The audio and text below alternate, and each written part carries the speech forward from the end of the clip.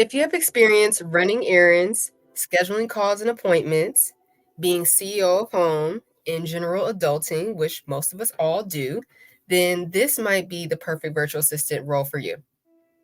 A little bit about me: I have over 10 years of experience as a virtual assistant and project manager. And in this video, I'll be taking you through some of the responsibilities of an executive assistant VA or a personal assistant VA. Now, this person may be required to be in the same city or within several hours driving distance of your client because it is more involved than a general virtual assistant. So, for example, in addition to email management and calendar management, the executive VA or personal assistant VA might also be boots on the ground and very hands on in terms of scheduling and organizing and streamlining the client or the business owner's personal life. So, scheduling personal appointments with the doctor, dentist, any of their other personal contractors. So, anyone that may be coming to their home to do work on their home, such as a handyman or a contractor.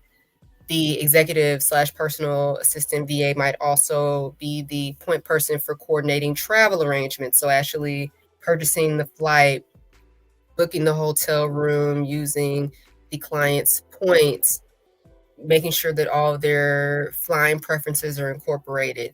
And also, if the client has a general VA, making sure that you all are coordinating with each other to make sure that all of these travel arrangements and any sort of dining out that the client will be doing during this particular trip is calendared properly, that their onboarding, well, their onboarding pass is downloaded and available in their wallet, just making sure all those little fine tooth comb details are already taken care of and easily available for the client.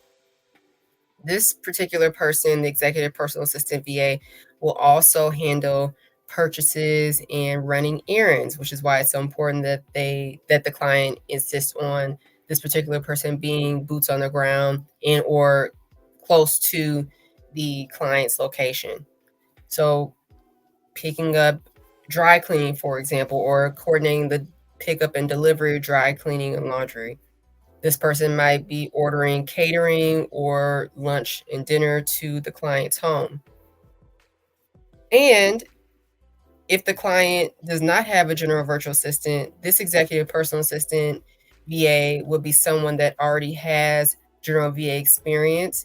It's not required, but it would be a next natural step for that person because they could also be basically a hybrid where they're handling email management and calendar management along with these personal assistant VA responsibilities.